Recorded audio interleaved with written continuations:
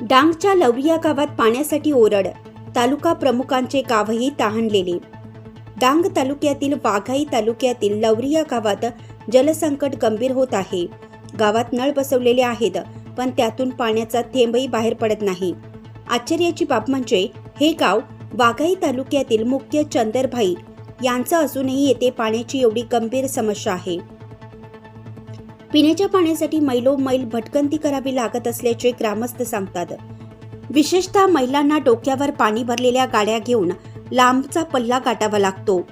परिस्थिती इतकी भीषण झाली आहे की जनावरांना पाणी देणंही कठीण झालं आहे। अनेक वेळा अधिकाऱ्यांना निवेदन दिली, मात्र अद्यापर्यंत ठोस कारवाई झाली नसल्याचा आरोप स्थानिकांनी केला आहे। उन्हाळा सुरू झाल्याने परिस्थिती बिकट होत चालली आहे।